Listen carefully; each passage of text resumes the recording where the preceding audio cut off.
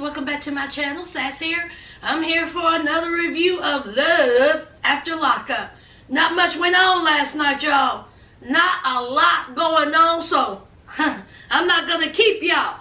Let's start off with Brittany and Ray. Ray, he's been in the halfway house for a couple of months, and it's time for him to get out and come home. And of course, he's gonna come home to Brittany's house. Brittany says, I'm elated. I'm happy. I can't wait because, see, she's going to know where Ray is 24/7. See, he can't leave his house. The only place he can go is the front and the backyard because, see, he's going to be on ankle monitor. So she's like, I'm going to know where he's at all the time. What woman don't want that? What woman don't want to know where their man is all the time? Brittany, sweetheart, there's a whole lot of women that don't want their man at home 24/7. Some of us would like for their man to be out there working. Some of us don't want to see our man 24/7, especially knowing that he's on an ankle monitor, child. Brittany wants Ray all to herself. She don't want Ray to go outside to get a breath of fresh air or nothing. Just stay home. Because, see, that way, I can keep you contained. That way, I know where you are at all times.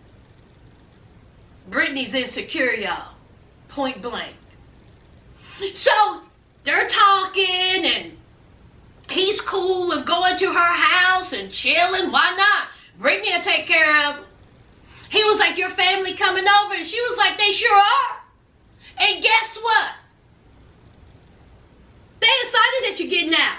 Brittany done lied to that man talking about her family cool with him. Meanwhile, we know that that's not even true. Brittany's mama don't even want to meet Ray. Don't want to have nothing to do with Ray. Don't even want Brittany with an inmate. They don't even know that he is going to stay with Brittany. So Brittany's sister is over there putting on her makeup because Brittany is going to go pick him up from the halfway house the next day.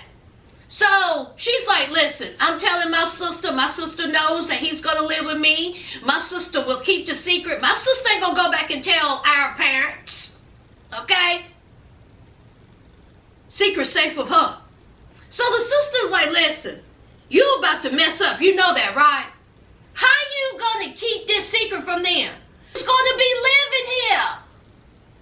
Brittany was like, don't you worry about that. I'm going to need for you to put on a little bit of blush right here. Don't worry about it. I got it. So she goes to the halfway house to pick up Ray. Honey, hair is laid. Face is beat. She is overly excited because, see, they haven't spent any time together. Who pulls up, honey? You couldn't see nothing but teeth, honey. Grandma, Ray. Honey, Grandma pulled in. She was like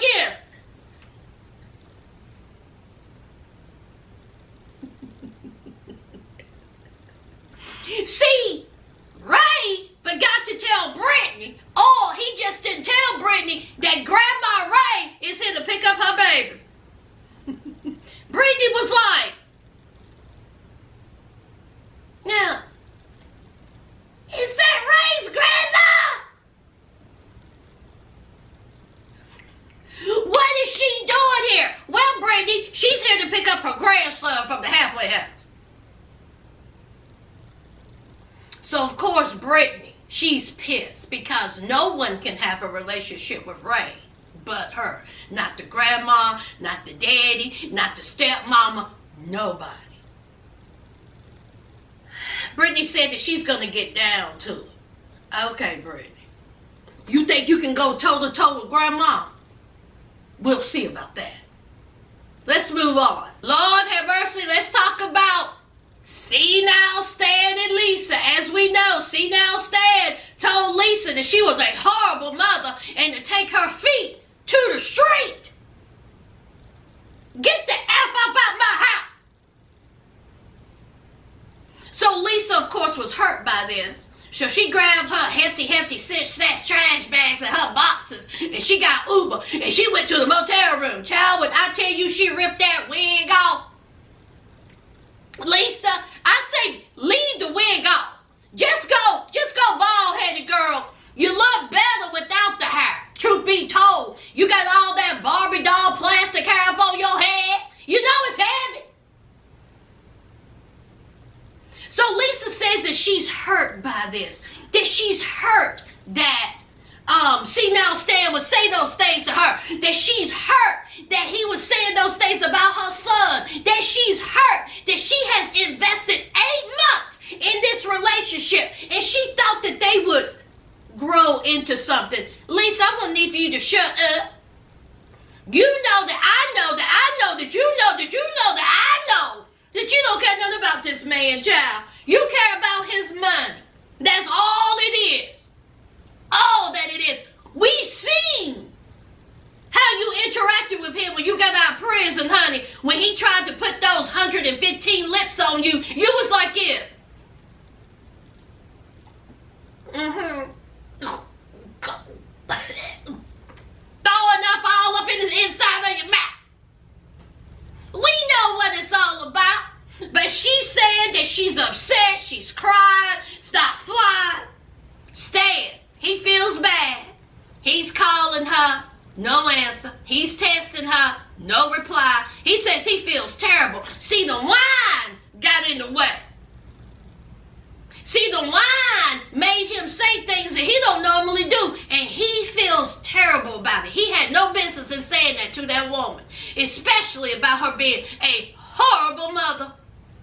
So here comes his homeboy from Shady Pines. When I tell you that car was clean. Did y'all see his homeboy's car? Honey, baby, a convertible. And that thing was shining. So his homeboy was like, what's up? I ain't heard from you. What's good? And so see now Stan goes into the story about how he done said that Lisa was a horrible mother and done kicked her to the street. And so the homeboy was like, oh my God. You know, maybe that wasn't the best thing to do or say, especially to a mother who was just released out of prison. So see now Stan said, I know. I messed up. I need to talk to her. I need to apologize to her. So there's Lisa at the salon. She with her homegirl that she was in prison with. Everybody friends with their ex-prison friends. So she's getting some extensions. Is that what that was? Was she using the recycled wig? Was she using the same wig? Because, baby,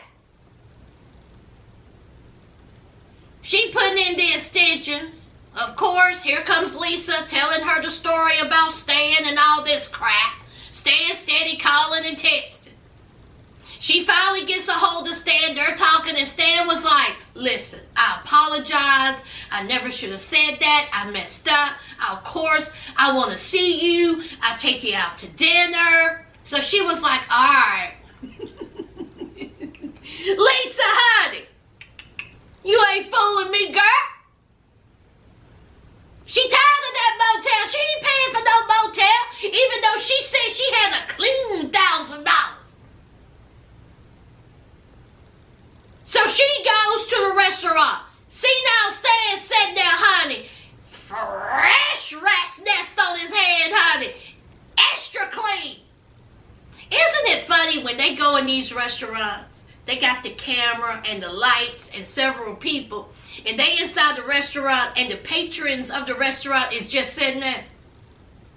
They don't turn their head. They don't move. They're acting like they're having a conversation. I'm like, how are you even having a conversation with all this stuff going on? Especially this mess. So Lisa shows up and you know they have to have their pretty moment. You know, pretty woman moment.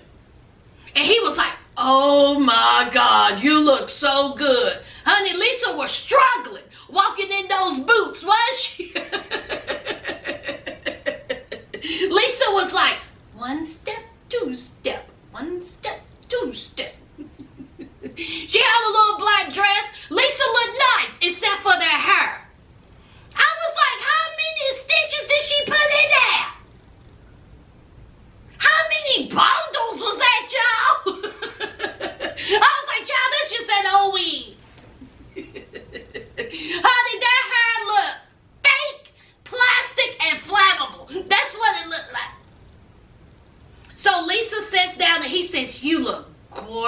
this, and you look great, and you look wonderful, and all this bunch of stuff. He apologizes, and she accepts his apology, and then she says, you know you're going to reimburse me for that motel, right?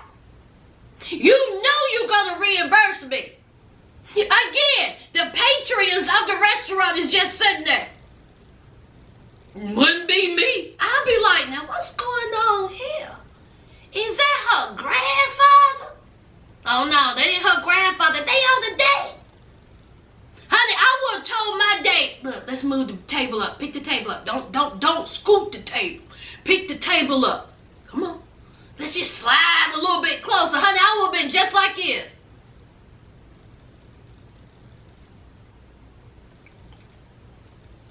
Mm-hmm. Then my date tried to talk to me, I'd be like, it ain't the time. See, I'm trying to find out what's going on over here at this table with Pa Cattle and this girl. So, of course, Lisa, she gonna get reimbursed for that motel room. Motel, hotel, not the Holiday Inn. He said, of course I will. And in fact, I'm gonna need for you to come back to my house so we can talk, so I can hold your hand, so we can cuddle. Lisa, honey, he tried to get you to that dungeon so he could put that straitjacket on you. Lisa, don't go in that house. Lisa, stay away from the house. Stay away from the house. But we know Lisa gonna bebop herself all over that.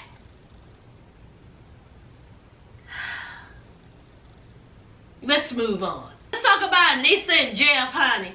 Anissa, she done got her little flowery tunic, honey, that she done got at somebody's good old Ross's, honey. She got her a little bit of makeup, hair done, honey. She ready to see her man at the halfway house. See, he got him a day pass.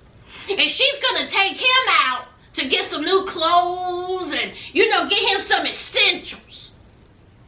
She gets that fatal phone call, y'all. He called and talking about, well, I can't go out with you. She was like, what are you talking about? See, I was expecting you to break my back in the dressing room. He said that ain't gonna happen. He says that I think his PO was supposed to come and put on the ankle monitor. So he ain't gonna be able to go on his little date. Honey, she is disappointed. So he was like, see the stuff that you got me? Just go ahead and come in here and leave it on the picnic table. I get it. Can you imagine being a woman? What is she, in her 50s, 60s? That you can't even see your man when you want to see your man, and you have to leave some drawers, deodorant, socks, toothpaste, toothbrush on the picnic table. My. Couldn't be me. So she's upset and disappointed, and that's exactly what she did. She left that little essential bag up on the picnic table. You see him come out, he still got on the same clothes that he had on when he got out of prison. Wasn't them the same glittery back pocket jeans? Woo! Child, honey. But at least he had on the mask. So, she gets in the car and she was like, I am upset. Then she says that she haven't had sex in 6 years. 6 years? But you've been with this man for 11 years. Did y'all break up? Did I miss something? Who you have sex with? I mean, 6 years. I almost swallowed my tongue when I heard that. I said 6 years. I was like, girl, please go get you some. Dust off the cobwebs. Spread those legs. That's what you're doing, Nisa, honey. Don't worry about Jeff. Dust off the cobwebs. Spread those legs. That's what you do. 6 years. My. Couldn't be me. Let's move on. All right, let's talk about Doug and Rachel, child. Doug, he's going to get himself in trouble. Now, we know the probation officer told him the rules. You cannot go anywhere on the weekend. You can't. Those are the rules. So Doug, he don't care nothing about that. He is determined to go see his daddy. You can't go see your daddy on a Monday, Tuesday, Wednesday, Thursday. No, it has to be on that day because it's Father's Day. Rachel was like, I don't think this is a very good idea. You have rules. Why are you making it harder on yourself? Follow the rules, and they're easy rules. Doug was like, I ain't worried about that. Doug is calling and calling and calling and calling his PO. It's the weekend. The PO ain't gonna answer your phone. And he was like, oh well, she ain't answering her phone. We gonna go see my daddy. So Rachel was like, I think this is a terrible idea. You mess up, you go back to prison. So Doug said, we going. My whole thing, Rachel, is see, he can't go anywhere unless you drive him. There is no way I would have driven him anywhere. The rules state you don't leave your house on the weekend. That's what's going to happen. I'm not driving you anywhere. You want to go somewhere, take your feet to the street, walk to Kalamazoo. So, of course, there's little Dougie, there's Doug, and there's Rachel driving them. Of course, she's thinking about this, not thinking it's a very good idea. So they go to Kalamazoo, honey. He said that, child, honey, he lived in the thick of the sticks, child. He said that they were po-po, that they lived on welfare, but they had each other. He said in prison that people tattooed white pride, black pride. He tattooed white trash on himself. Well, at least he's being honest. So they get to the daddy's house, and honey, it was folks all over the place. It was the daddy, the sisters, the brothers, the nephews, cousins, honey, everybody was out. And his daddy was happy to see his son. And honey, Doug was happy to see his father. And you know what? His family accepts Rachel. Because Rachel is raising Doug's son. So, of course, they're talking and they're hugging and they're getting to know each other back. But one person who isn't outside, honey, is that mama. That mama said absolutely not. Doug said that my mama still hold resentment for what I did before I went to prison. She ain't ready yet, and that's all I can say. I can't make her come out that house. So, he says that his dad is not looking well. Okay, his dad looks sick. He's not even the man that he used to be. And him and Doug have a heartfelt talk. Doug done got to cry. So then there was a part where Doug's sister, I think that was Ashley, was talking about how Dougie was writing these letters. Dougie. And he was talking about how he couldn't stand the family. He didn't like life. He couldn't stand himself. And so Dougie was like, shut your mouth, auntie. And so the aunt, Ashley, was like, listen, I'm going to bring those letters out and I'm going to let everybody read them. He was like, if you do that, I would never talk to you again. Shut your mouth. Shut your mouth. Obviously, he was getting a little bit embarrassed. So Ashley was like, well, I'm going to bring it out. And so Doug was like, I want to read them. Bring them out. I want to read them. And Dougie, he was getting upset. He's a little bit embarrassed. So here comes, is that the other sister with the purple hair? She tells Doug that Ashley ain't crap. That Ashley treated Dougie awful. That Ashley talked down to Dougie. That Ashley embarrassed Dougie. She ain't got to embarrass him like that.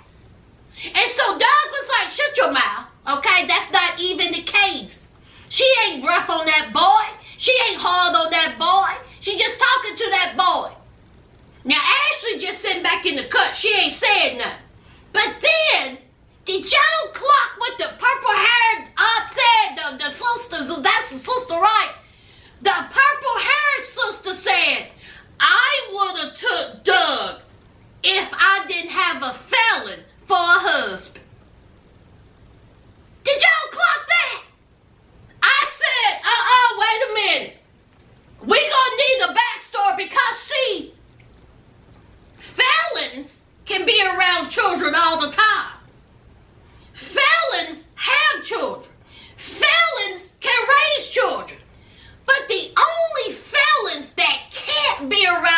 children are the fellas that don't suppose to be around children. Purple hair girl, what type of fella you married to? You married to the fella that can't and supposed to be around children.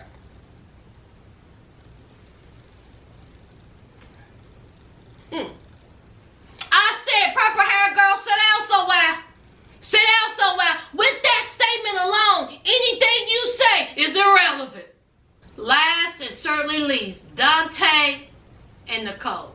Have Nicolle, she still gets the weed put in her. Honey, Nicolle is getting ready for the night, honey. She's getting her hair done, her nails done, makeup done, got a dress, honey. She is ready. Now, mind you, she ain't did the bump with Daonte. Daonte done paid for everything. She let it be known that she done had bump in prison before she got out. But when it comes to Daonte, she has anxiety. She nervous. She ain't nervous around that kitty cat. Meow. So here comes Daonte. We have another pretty woman moment.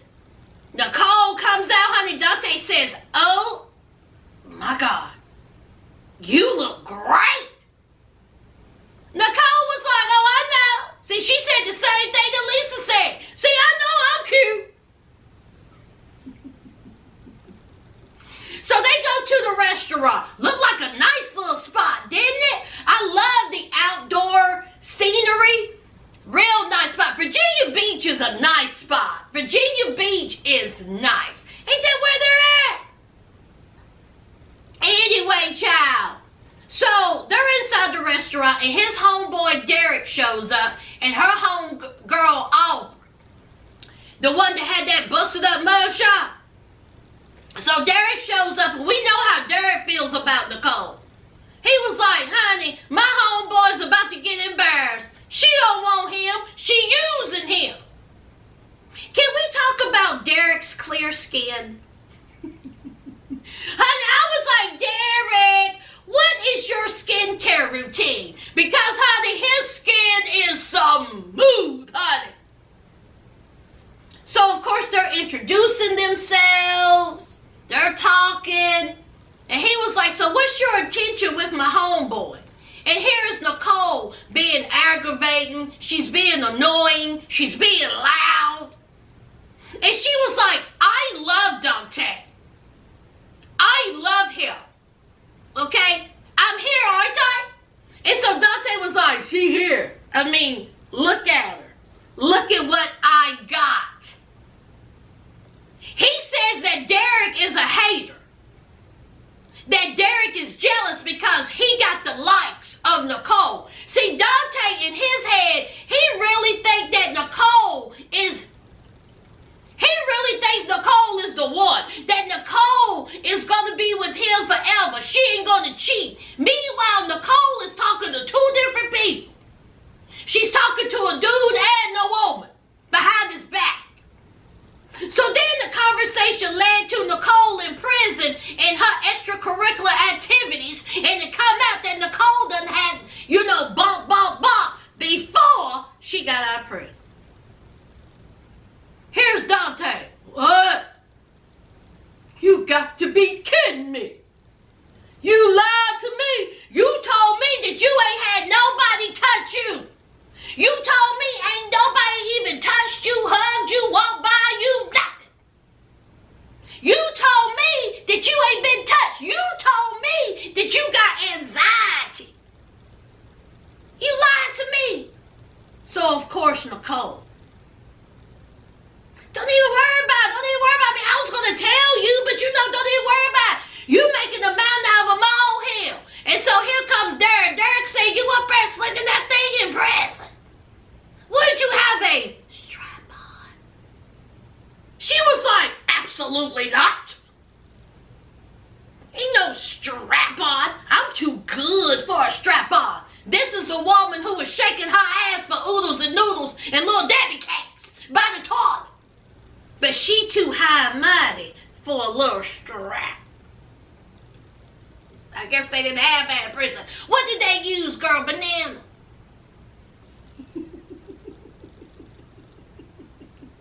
So, Daonte gets upset. Nicolle gets upset. She walks out. Daonte was like, why didn't you tell me? Why are you embarrassing me like this? And she was like, it ain't no big deal. You're making a big deal out of nothing. So then here comes Daonte bargaining with Nicolle.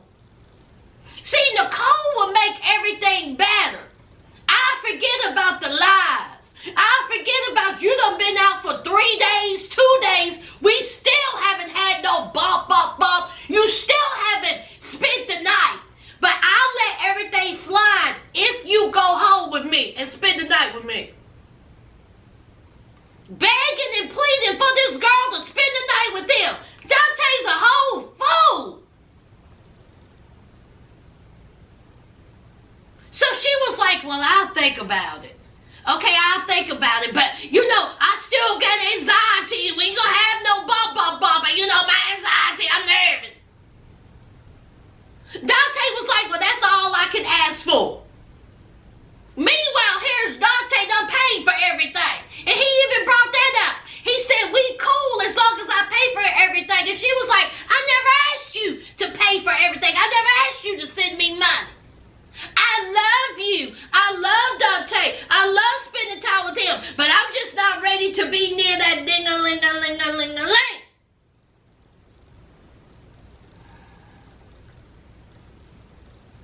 So they leave. They say their goodbyes. Derek is like, my friend is a complete dumb ass. My friend's an idiot. He's getting played. He said, oh, well, that's him. So they go back to Daonte's house, and somebody said in the comments that Daonte got a nice little crib. He does. He has a nice little crib. And here is Nicolle and Daonte on the couch. Kissy, kissy, huggy, huggy. Daonte thought that he was going to get him some. Sir. Not today, not tomorrow, and probably not ever. Here is Nicolle. I'm not ready. We're rushing into it. I got anxiety. So Nicolle took herself stripped down to her bra and panties into a spare bedroom, and she got a phone call from her ex-boyfriend. Meanwhile, Daonte done pulled out the torso.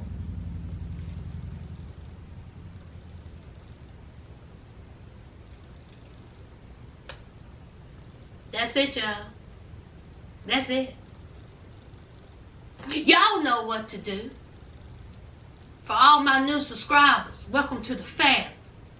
And if you're not a subscriber, hit that subscribe button, hit that like button, and leave a comment down below. And until next time, friends,